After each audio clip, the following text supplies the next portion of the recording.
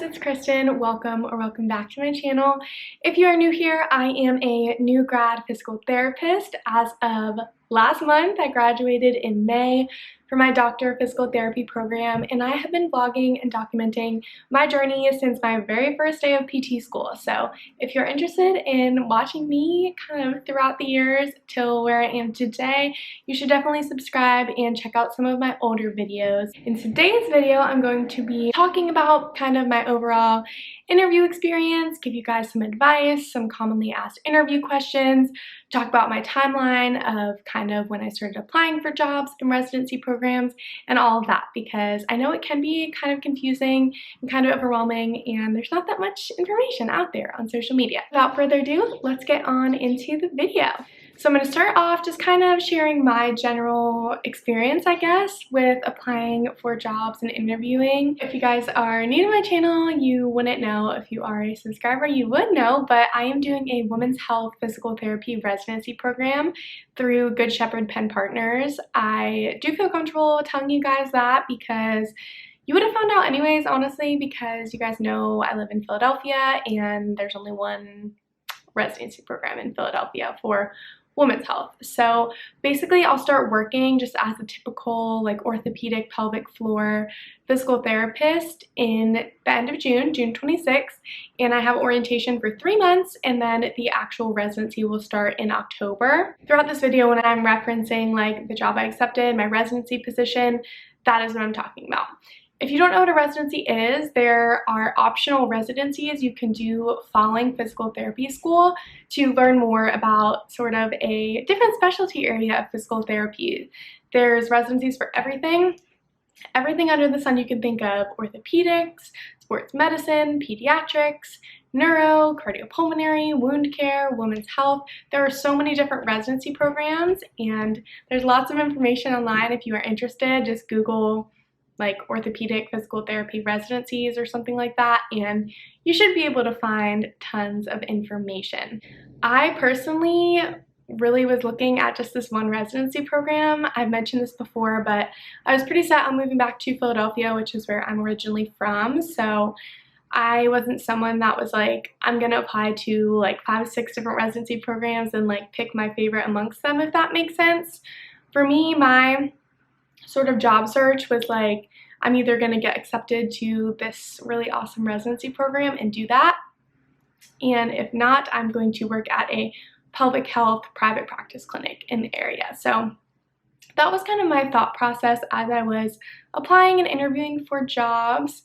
My residency application was due, I believe, early January, and interviews were in March, and I didn't find out if I was accepted until I believe like mid-end of March. I want to say, as far as the timing of everything, I started applying for jobs super early in January, even though I graduated in May. But I wouldn't say that that is the norm. A lot of my classmates either didn't apply at all, they accepted a position through one of their clinical sites, they waited to apply till like after they passed the board, so like end of April, beginning of May.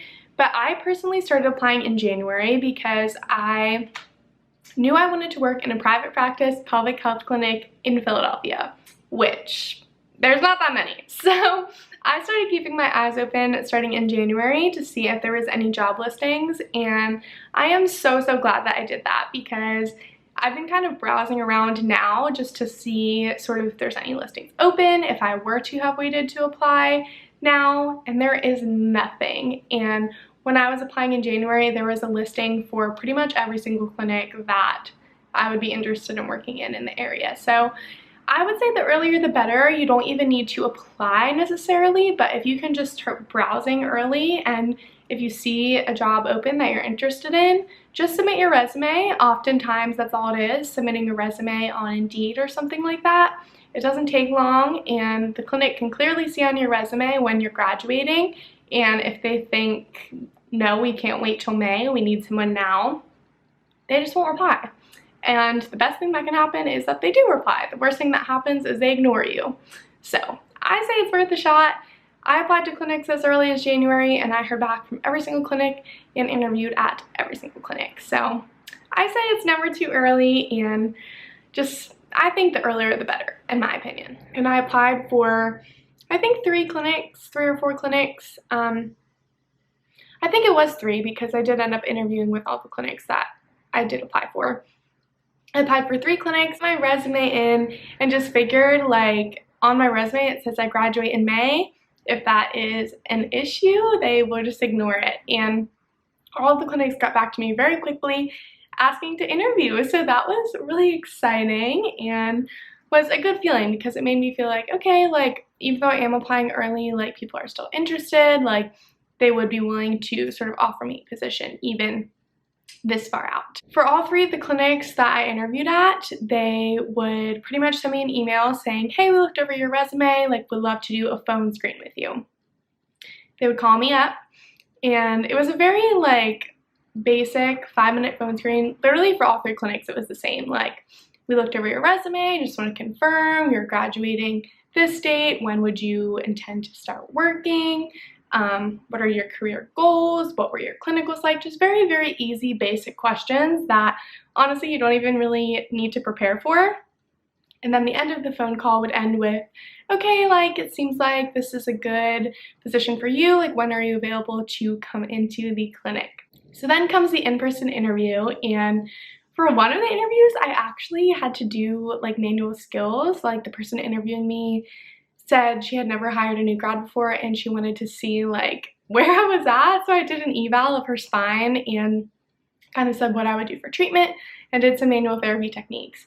And I was so nervous. I don't think that's like a typical interview thing. None of my friends have told me that they've had to do that for their interviews, but it honestly went fine, and I think it is smart kind of on the interviewer's part to see where the new grads are at. So ultimately, I did end up interviewing at these 3 clinics. One of them I didn't think was a good fit. The other 2 I absolutely loved, and we kind of kept it like, okay, we'll keep in touch, like, reach out closer to your graduation sort of thing. And then I got into my residency program like a few weeks later, so I ended up telling those clinics, actually, I was accepted into this residency, like, thank you so much for your time. Hopefully we can connect again in the future. But I think the most important thing to do during an interview process truly is just being yourself, because everyone that's interviewing is going to have similar credentials. They are going to have graduated from a DPT program, passed their boards, have 3 clinical rotations, have good solid references. So one of the biggest things that can set you apart is sort of your personality and what you bring to the clinic in that way. In all my interviews, I was sure to highlight on my social media and how that is such a big hobby and outlet for mine, and how I could potentially use that to help the clinic that I eventually work at. So really just be yourself, let your personality shine through, let your hobbies sort of shine through, and just be yourself, because they want to see if you're going to be a good fit for the clinic and good fit with the other employees. So wear something cute that represents your personality and just be kind. And I know it's hard not to be nervous. I always get so nervous for interviews, but just think of it as you're also interviewing them. And PTs are so much in demand these days. Chances are you're going to have several job options in front of you.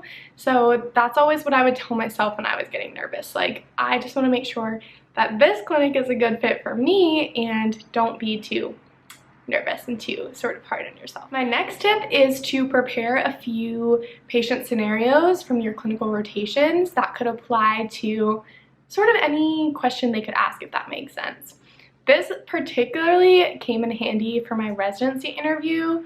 My other job interviews weren't as much like, tell me a time you dealt with conflict in the clinic. Tell me a time where you had to communicate with the patient's family.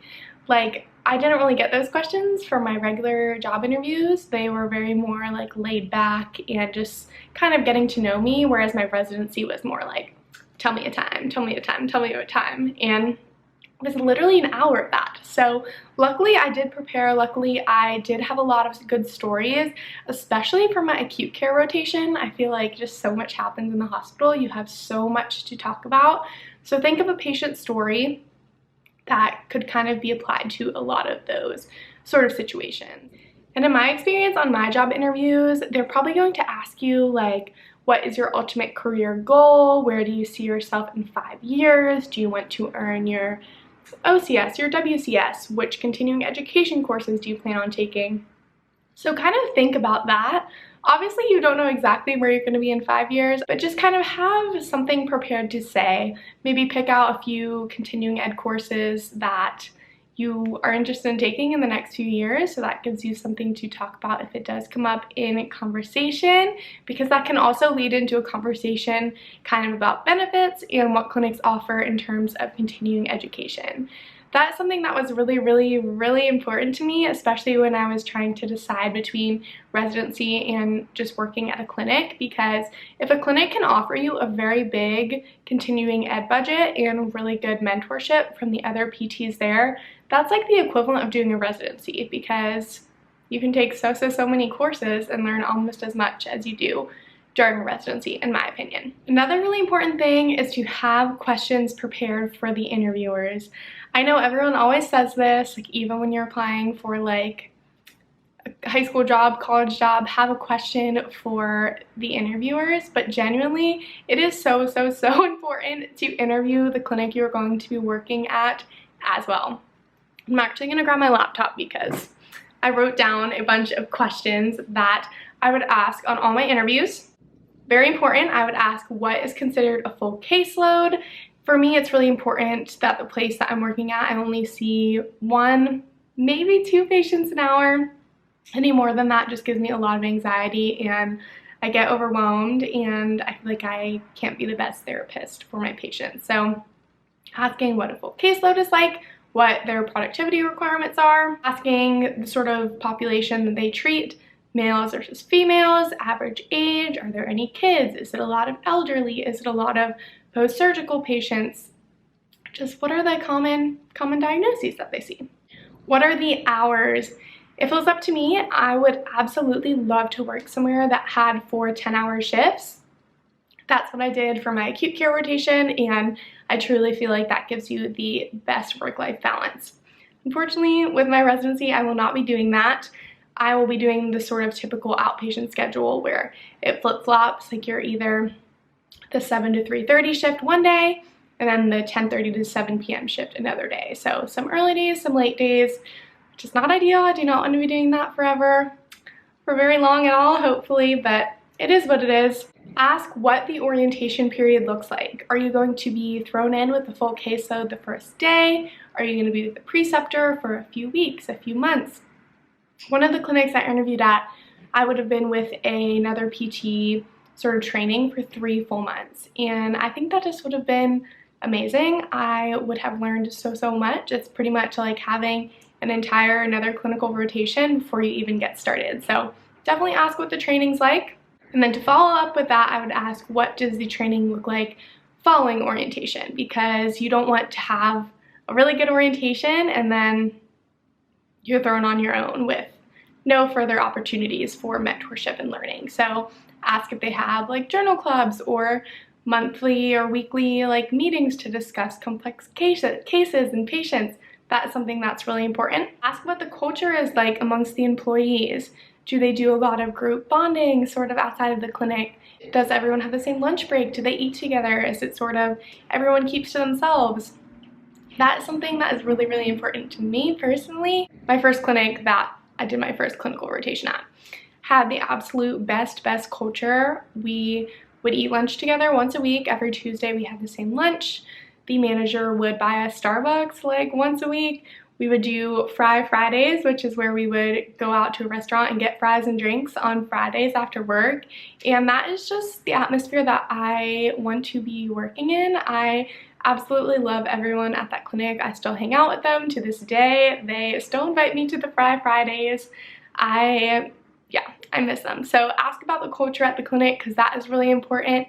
You want to love where you're going every single day. And as for salary and benefits, I have heard mixed things. I know a lot of people say not to bring this up unless sort of the interviewer brings it up, or maybe wait to bring it up until like the second or third interview if there is one.